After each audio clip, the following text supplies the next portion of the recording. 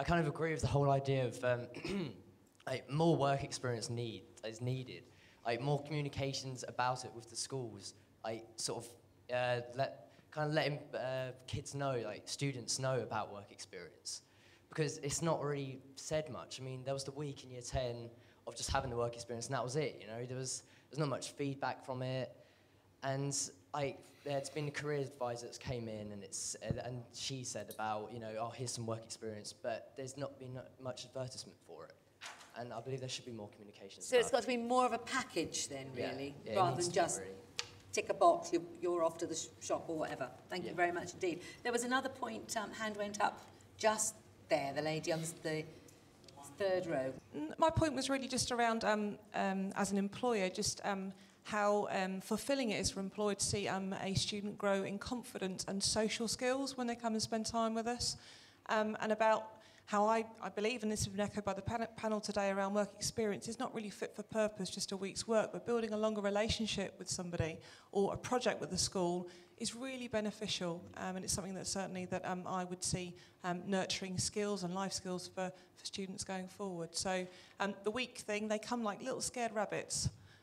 If you do a project or you give them something that they feel they're going to really add value to, it gives them confidence, it gives them their first sense of responsibility. And we talked about stress earlier, and I think responsibility is the first bit of responsibility I ever had was really exams, and that's where my first stress came from. And to have those life skills to deal with that and know what the workplace looks like longer term and have the confidence to be in that place is really key. So Lovely. I'm all for building longer relationships. Thank you. We've got another comment to come from over here, but I know, David, you wanted to come back. I know. I take the point you made there, and I alluded to what my daughter is doing in New Zealand. They don't have work experience week. They have it for a year. They might release a student a day, and the student will work in the evenings and weekends for this employer, and the employer will go through a whole raft of things about, you know, how you hold yourself, interview techniques and everything. So that whole relationship is built up, and at the end of that year, that student has got a far better outlook on what's out there in the wide world than just for a week's work experience. I think that's Dickensian. Callum, really do you think that you like this idea, being linked up with a potential employer, going once a week or whatever? I think that's a brilliant idea, especially in a area that you're interested in, because then with someone who's in that area, you can then link to different branches of such area. And I think gaining that experience, also the social skills and eye contact and the handshaking, I think that will also get you far. As you said, personality drives you. So if you can do it now, a benefit for you for the future. Lovely, thank you, thank you. It was a good point. Microphone over in the middle here somewhere. Could you wave your arm a bit higher, please, so they can get the camera to you? Thank you. Yeah, I'm a Year 10 student. I feel that the week work experience is not enough, because once you've actually got into the feel of what you're doing, you have to stop doing it. So you don't really get the full experience of what you have to do. So do you think also that would be helpful if you were linked to a business and went in once a week or something? So the hours that you did might not be a lot more, but they'd be spread out over time and you get the confidence. Yes, definitely, because you can sort of get a feel of how various people will treat you in the workplace. They won't treat you as a child or a teenager, they'll treat you as a proper adult. Right, thank you very much indeed. Can I ask, have you done your work experience? No, I'm about to in June. Okay, and do you feel that the work experience you're going to partake in is going to shape the career you're going to go into? Definitely, it's going to, because I'm planning to do something in engineering, I'm going to a place where it does engineering, and it will definitely shape what I'm going to do. And can I ask Chris, just if you can shout over, what work experience did you go into? Well, I just went into a music shop and kind of learned skills of salesmanship and things like that, and it was really useful. But do you think that's the career path that you'd like to go into? Not particularly, because the reason I kind of went for it was, one, because I love music, and two, because it's kind of an essential skill if you want a part-time job somewhere. It's good to have those salesmanship skills. But would you like the opportunity to go into a work experience of which you, in the area, you would like to take a career in? Well, yeah, I mean, like going to that work experience, it kind of changed my ideas a little bit, because I sort of noticed, I'm actually kind of good at this. So when I went to it, it was very, very helpful, but it just felt like a week anyway wasn't kind of enough, though. It felt like I could have had perhaps some then links after that. They could have said, oh, you could go on to this and that, like from the schools and from the place that I went to. I think happily accept more work experience. Yes, very happy to. I think we're going to have to move on because time's escaping us. I have to point out also, though, sometimes work experience is useful to find out what you don't want to do as well as what you do want to do, because it turns out in practice to be so different. Sorry, Jane. That was my point, actually. When my first job was as a careers officer, and we used to, at that time, encourage our students to go into work experience in something that they didn't want to end up in, so that they were getting that broader experience. But I just wonder whether we've got the two things going on here. One is the experience of the workplace, the structure of getting up, getting to work, receiving a pay packet, which can sometimes be done with a Saturday or a weekend job. But I noted that, I think, was it Callum's parents said that they didn't want you to have a job because of the extra pressure from that. So there's that work experience, and then there's the other issue, which is linking the students to where they might like to end up as a final career, isn't there? I'm going to move on now, and apologies to Ewan, but we are running out of time. Sorry, to Kerry, but I'm going to move on because the whole point of this project is to be giving students a voice, and so I want to get in one of the questions about young people and decision making. So Colin, perhaps you could ask our next question. Hello panel, hi. I've just got a question. In general, does the panel think that those people in power need to listen to students more than they do now in terms of making progress, or do they think an actual purely adult approach to decision making is more efficient or easier?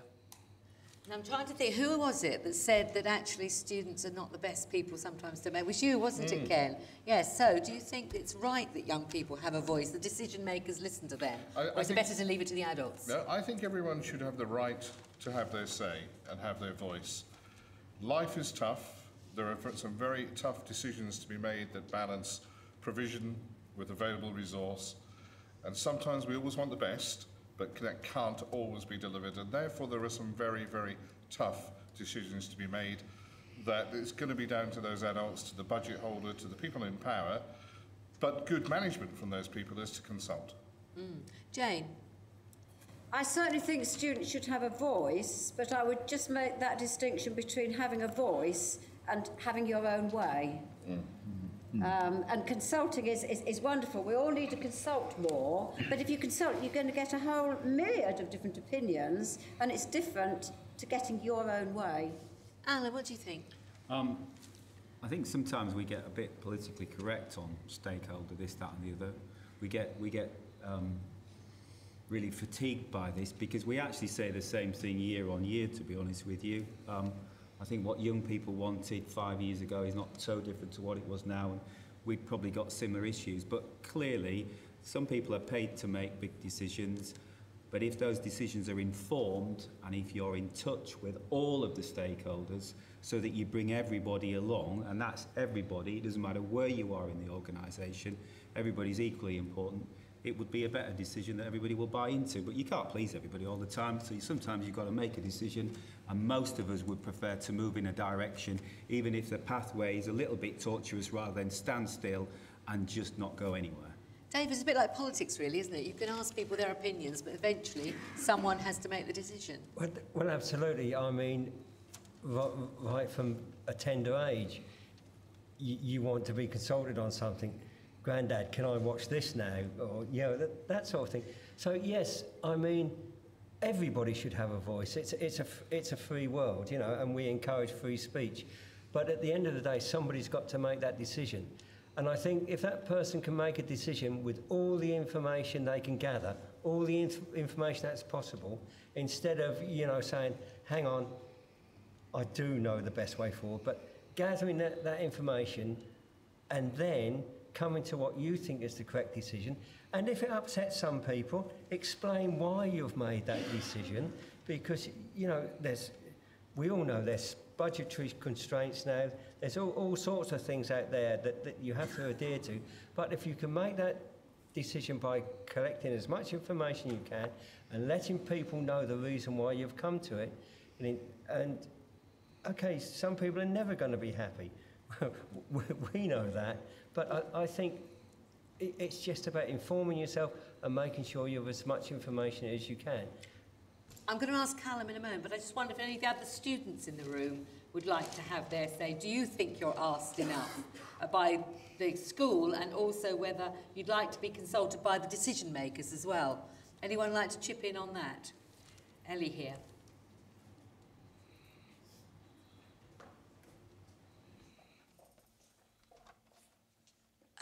I think that we don't want control, because what we've been trying to avoid is avoiding the stress and pressures of everything.